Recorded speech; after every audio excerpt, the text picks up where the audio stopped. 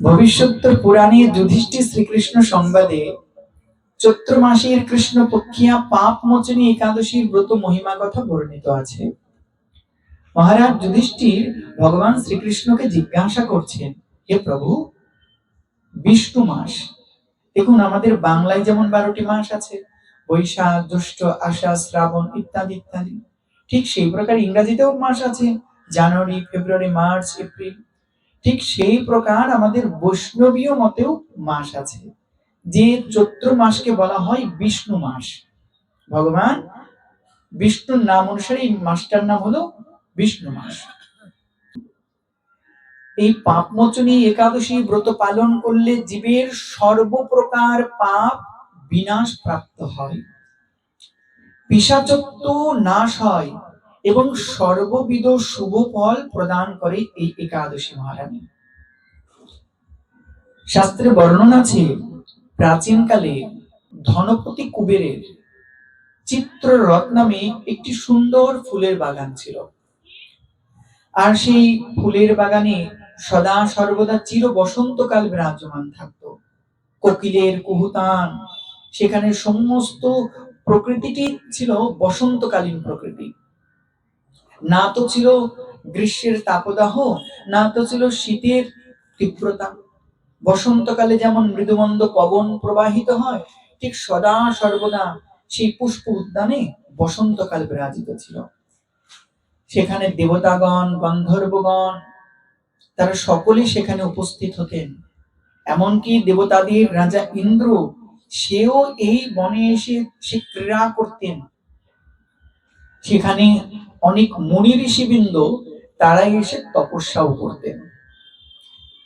এই বনে মেধাবী নামে এক ব্রহ্মচারী ঋষি ছিলেন, যিনি কঠোর তপস্যায় লীন ছিলেন।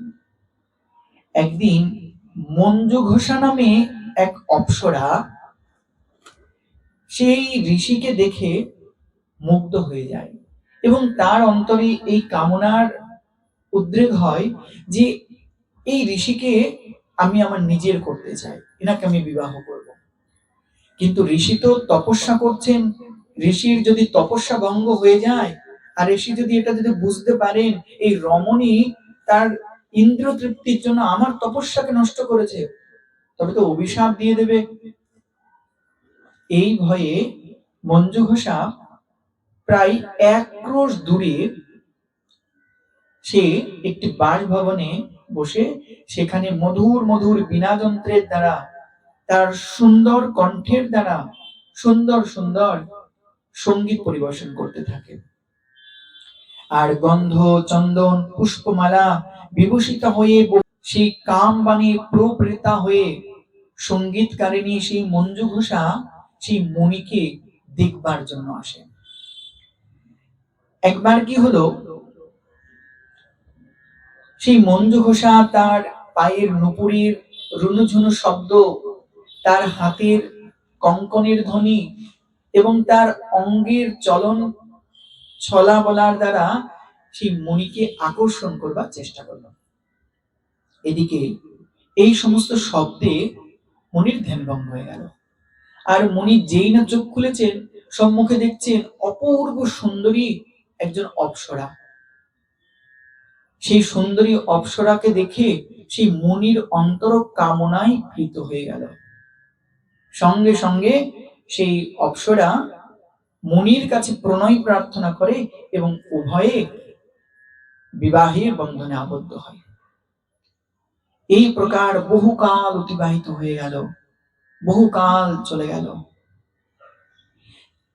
বহুকাল এই প্রকার ভোগ বিলাসে মত্ত হয়ে রইলেন, কিন্তু মণি বুঝতেই পারলেন না তার ভজন কবে নষ্ট করে দিয়েছেন। একদিন সেই মঞ্জু ঘোষা নামে সেই অপ্সরা বলছেন, হে মণিবর, এবার আমাকে বিদায় দিন, আমি আমার নিজের স্থানে চলে যাই। তখন কামনায় পীড়িত হয়ে বললেন, তুমি সূর্যোদয় অবধি অপেক্ষা করো, যেই সূর্যোদয় হবে তুমি চলে যাও। সঙ্গে সঙ্গে মঞ্জু ঘোষা অপ্সরা হাসতে লাগলেন, হে ঋষিবর, আপনার একটি সূর্য নয়, 1 সূর্য নয়, আপনার জীবন থেকে বহু সূর্য বহু রাত্রি চলে গেছে। কি বললে তুমি? সঙ্গে সঙ্গে মুনি তিনি ধ্যানস্থ হলেন। ধ্যানে দেখেন যে তার জীবন থেকে 56 বছর চলে গেছে এই কামিনীর কাম মানে মুগ্ধ হয়ে। বুঝতেই পারেননি 56 বছর কি করে অতিবাহিত হয়ে গেছে। এবং তিনি ধ্যানে এটাও দেখতে পেলেন এই কামিনী নিজের ইন্দ্রিয় তৃপ্তির জন্য সে আমাকে ভোগ করবার জন্য আমার এই তপস্যাকে নষ্ট করেছে। হাই হাই হাই, নিজের অনুশোচনা হতে লাগলো মুনির পরে। তিনি বলছেন, আরে পাপিষ্ঠ, আরে পাপাচারিণী, তুমি নিজের ইন্দ্র তৃপ্তির জন্য তুমি আমার এত বড় সর্বনাশ করলে। হাই হাই, যে আমার জীবনের সমগ্র তপস্যা, আমার জীবনের সমগ্র ব্রত তুমি বিনষ্ট করে দিলে। এমন তোমার স্বভাব। শোনো, আমি তোমাকে অভিশাপ দিলাম, তুমি পিশাচ জনে প্রাপ্ত হও। যেই নেই প্রকার অভিশাপ দিয়েছে, সঙ্গে সঙ্গে ঋষির চরণে এসে কাঁদছে, হে ঋষিবর, আমাকে ক্ষমা করে দিন, আমি ভুল করেছি, আমাকে ক্ষমা করে দিন। তখন সেই মহামুনি মেধাবী বললেন, দেখো, তুমি ভুল করেছো, তুমি স্বীকার করেছো, এর থেকে বড় প্রায়শ্চিত্ত আর কি হতে পারে। শোনো, তোমার এই মহাপাপ থেকে উদ্ধারের একটি উপায় বলছি। তুমি চৈত্র মাসের কৃষ্ণ পক্ষের পাপ মোচনী একাদশী ব্রত পালন করো, এবং এই ব্রত পালনের দ্বারা তুমি সমস্ত পাপ থেকে নিস্তার পাবে, এমনকি তুমি এই পিশাচ জন্ম থেকে মুক্তি লাভ করবে।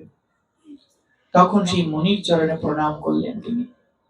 এদিকে মনের মধ্যে তীব্র যন্ত্রণা, হাই হাই, আমি জঙ্গলে এসেছিলাম হরি ভজন করতে, আর কামিনীর মোহে আবদ্ধ হয়ে সারাটা জীবন নষ্ট করে ফেললাম, এখন আমি কি করি। ছুটতে ছুটতে চললেন তার পিতা চ্যবন ঋষির কাছে।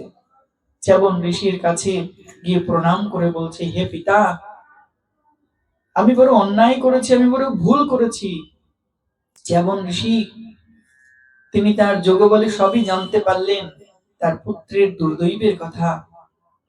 তখন কেঁদে কেঁদে পিতার কাছে প্রার্থনা করছি, হে পিতা, আপনি বলুন, আমি এই গর্হিত পাপ থেকে আমি কোন প্রকারে মুক্তি লাভ করব, আপনি আমাকে পথ দেখান। তখন চ্যবন ঋষি বললেন, হে পুত্র, চৈত্র মাসের কৃষ্ণ পক্ষের পাপমোচনী একাদশী ব্রত পালন করো। এই একাদশী ব্রত সমস্ত পাপ রাশিকে বিনাশ করে দিতে সমর্থ। তুমি নিষ্ঠাপূর্বক এই ব্রত করো, এই ব্রতের দ্বারা তুমি সমস্ত পাপ থেকে মুক্তি লাভ করবে, এবং তোমার সেই জ্ঞান, তোমার তপস্যা, পুনরায় সেই বল তুমি ফিরে পাবে। তখন চ্যবন ঋষির কথা মতো তাকে প্রণাম করে নিষ্ঠার সহিত মেধাবী ঋষি তিনি এই একাদশী ব্রত পালন করেন। এবং ওদিকে সেই পিশাচী দেহ প্রাপ্ত হয়ে সেই মঞ্জুঘোষা অপ্সরা সেও ব্রত পালন করে। উভয় এই ব্রত পালনের দ্বারা, মঞ্জুঘোষা এই ব্রত পালনের দ্বারা সে দিব্য শরীর লাভ করে সে ঊর্ধ্বগতি লাভ করলেন, এবং ঋষিবর তিনিও সমস্ত পাপ থেকে নিস্তার প্রাপ্ত হলেন, এবং তিনি পুনরায় ভগবত সাধনায় নিজেকে নিযুক্ত করলেন, এবং অন্তিমে ভগবত ধাম প্রাপ্ত হয়েছিলেন। ভগবান শ্রীকৃষ্ণ বললেন, হে ধর্মরাজ যুধিষ্ঠির, হে মহারাজ, যারা পাপমোচনী একাদশী ব্রত পালন করেন, তাদের পূর্ব জন্মের কৃত যে কোনো পাপ থাকলে তৎসমুদয় পাপ নির্মূল হয়ে যায়। এক জন্ম নয়, জন্ম জন্মের যত পাপ থাকবে সমস্ত পাপ নিঃশেষ হয়ে যাবে এই ব্রত পালন করলে। এই ব্রত মাহাত্ম্য কথা শ্রবণ করলে, কীর্তন করলে এবং মনন করলে, মানে মনে মনে ভাবলে 1,000 গোদানের ফল লাভ হয়। 1000 গাভী দান করলে যে ফল লাভ হয়, এই পাপমোচনী একাদশী ব্রতের মহিমা কথা শ্রবণ করলে কিংবা কীর্তন করলে কিংবা মনে মনে ভাবলে ওই মুহূর্তে সেই ফল লাভ হয়ে যায়। আর কি হয়, কেউ যদি ব্রাহ্মণকে হত্যা করে তাকে বলে ব্রহ্ম হত্যাকারী। কেউ যদি কারো সোনা দানা ছিনিয়ে নেয়, অপহরণ করে, সুবর্ণ অপহরণকারী। কেউ যদি মদ্যপায়ী হয়, কেউ যদি অতি থেকে অতি জঘন্য নিকৃষ্ট পাপও করে জীবনে, কিন্তু সে যদি সংকল্প করে ভগবানের চরণে প্রার্থনা জানাই, হে প্রভু, আমি আজ থেকে আর কোনো পাপ কর্ম করব না, এবং এই পাপ মোচনী একাদশী ব্রত নিষ্ঠা সহকারে পালন করে, তবে সে অবশ্যই সমস্ত পাপ থেকে ভগবানের কৃপায় মুক্তি লাভ করেন। তাই ভক্তগণ, পাপের পাহাড়ও যদি কারো জীবনে থাকে, এই পাপ মোচনী একাদশী ব্রত পালনের দ্বারা পাপের পাহাড়ও ক্ষয়প্রাপ্ত হয়ে যায়। আমাদের এই জীবন এই ব্রত পালনের দ্বারা ভক্তিময় হবে এবং আমাদের হৃদয় নির্মল হবে। এই সকলেই এই পাপ মোচনী একাদশী অবশ্যই অবশ্যই পালন করবেন। একাদশীর দিন কখনোই ঘরে ধান, গম, যব, ভুট্টা, সরিষা এই পঞ্চবস্তু দ্বারা নির্মিত কোনো বস্তু কেউ খাবে না, কাউকে খাওয়াবে না। যদি এই সমস্ত বস্তুর দ্বারা তৈরি কোনো বস্তু খাও কিংবা খাওয়াও, তবে কি হবে, এই কটা জিনিসের মধ্যে একাদশীর দিনে সমস্ত পাপ রাশি এসে থাকে। আর ওই বস্তু খাওয়ার অর্থ হলো তুমি সমস্ত পাপ তোমার দেহের মধ্যে প্রবেশ করানো, তুমি সমস্ত পাপে পাপী হয়ে যাবে। তাই না তো খাবে না তো খাওয়াবে। আর যারা একাদশী ব্রত পালন করে না, তাদের গৃহে পিতৃদোষ লেগে যায়, তাদের পিতৃপুরুষগণ নষ্ট হয়ে যান। তারা যতই যাগ যজ্ঞ তপস্যা যাই করুক না কেন, যদি একাদশী ব্রত না করে, তবে পিতৃপুরুষগণ তাদের প্রতি রুষ্ট হয়ে যান এবং সেই গৃহের প্রতি পিতৃদোষ লেগে যায়। যদি সেই পিতৃগণ যদি স্বর্গেও থাকে, তবে ধাক্কা দিয়ে তাদেরকে নরকে ঠেলে ফেলা হয়। বলে, কি শিক্ষা দিয়েছো তোমার সন্তানদের যে একাদশী ব্রত পালন করে না? তাই স্বয়ং আচরণ করুন, সন্তানদেরকে আচরণ শিক্ষা দিন, তাতে আপনারা সুখে থাকবেন, আপনাদের পিতৃপুরুষগণ প্রসন্ন হবেন।